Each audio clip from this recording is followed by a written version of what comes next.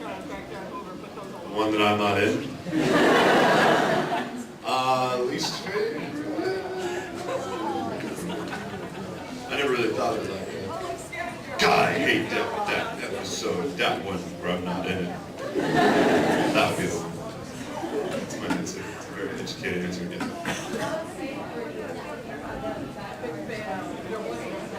Oh, dude, I was stoked. Because I didn't know anything about the show while we were doing the auditions for it. And being a Dragon Ball Z fan, I just wanted it to be a cool character. I wanted it to be somebody that actually did something to, get knocked out, which was like my first character in Yu Yu Hakusho. So when FMA came around, Justin Cook, the producer of the show, was like, "Why don't you read for this character? His name's Roy Mustang." I'm like, "Roy Mustang? Tell me more." Well, he's a colonel, and he's also known as the Flame Alchemist. I was like, really?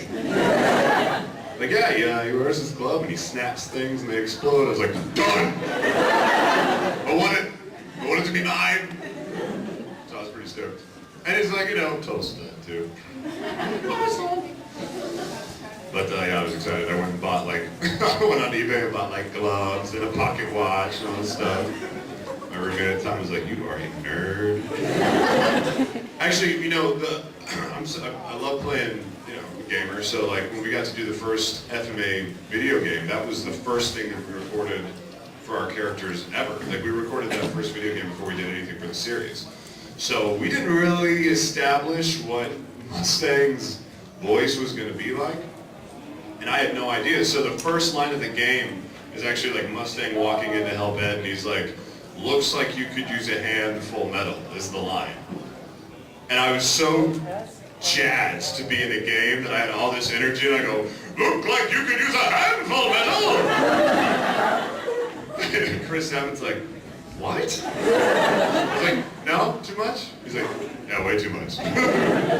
So I loved recording the game, so we played it, you fight Mustang, I'm like, I get to punch myself, this is awesome! I hear myself die! Because if you beat Mustang, when you record video games, you have to record a dying sound, so I was like, Chris is like, "No, dude, you're not being mutilated, just die." I'm like, okay. Alright, and I was so excited to go and play it. Comes out, buy it, lock myself in my room 6 hours, played it the whole day. It's a very repetitive game. Order pizza, not doing anything but playing. Finally get to the end because the last bosses of the game are Armstrong and Mustang. And this little dude in a blue coat just starts hopping around the screen going, "It's no use, it's no use." I was like, shut up! God, I'm so annoying! And I died time after time after time, and I never ever killed myself. And I'm screaming at the TV, and I'm like, "God, hold still, Mustang! It's no use, it's no use, it's no use to you!"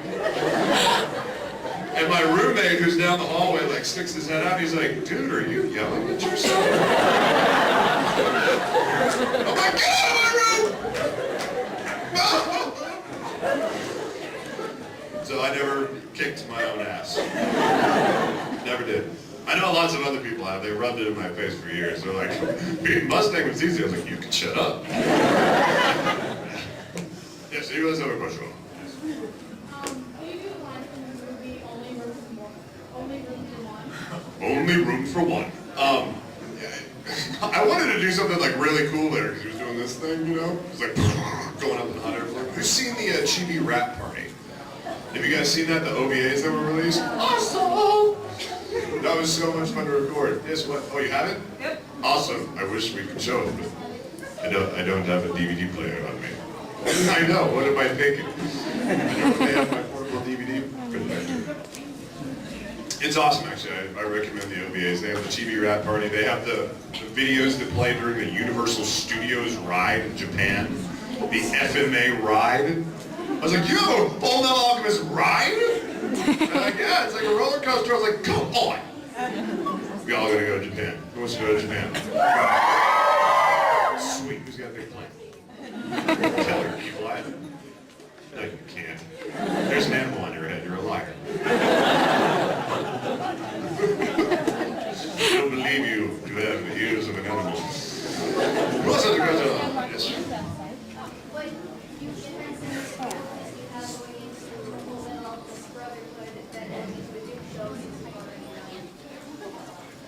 know if there are any difficulties per se. It's like, because we review a lot of similarities from the previous show, like right off the bat immediately in like the first 6 to 8 episodes. Like you're kind of going over things you've seen already with, you know, differences. Like certain people are killed off a lot quicker, certain people kill different people. I mean, it's, you know, it's a whole shebang bang. There's a lot that's different. But one thing I've noticed is the Mustang is a little bit meaner.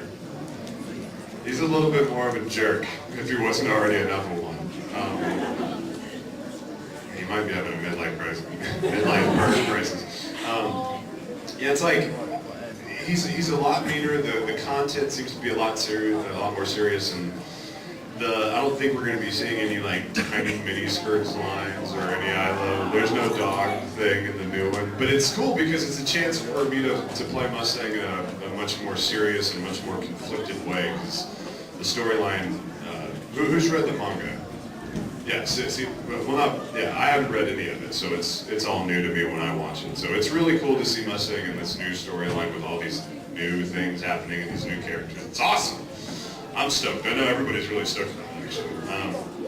And we've got the entire cast to be back except for, obviously, Aaron, because he sounds like me now. And I'd be like, brother.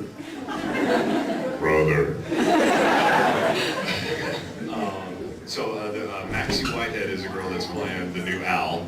They're doing like the Nerf Wars things over there, aren't they? Have you been in that room? Yeah.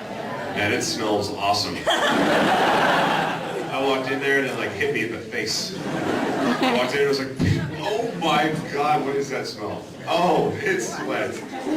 Sweat in a very poorly ventilated room. Let's see, Al's different and Scar is different this time. Damien's out being busy in California, so J. Michael Tatum is playing Scar. Yes. So how excited were you when you found out you had your own episode in the second season? My own episode? Yeah, the Flame Alchemist episode. Excited? Yeah. It was cool. I liked it. Yeah, I don't know. It was a good episode. I liked it. It was fun. The other question? Yes. It was cool, but you know, the problem is that we only record one at a time. So, you know, we're never all in the same booth, you know, together. And frankly, we're never really in the same studio at the same time. So, the only time I see Sonny Strait, who played, you know, Hughes, is usually at conventions. I rarely see Vic or Aaron or, you know, Colleen, any of those people, any of those other cast members. We might bump into them since Funimation has like, you know, 9 different sound booths and they're recording all these different shows at the same time. But we usually don't run into each other unless it's just a freak thing, you know. So, for reference, actually, like if there's a blank show that nobody's recorded on yet, you may be the first person to record, so you will have no English dialogue to listen to. You're just talking into the void.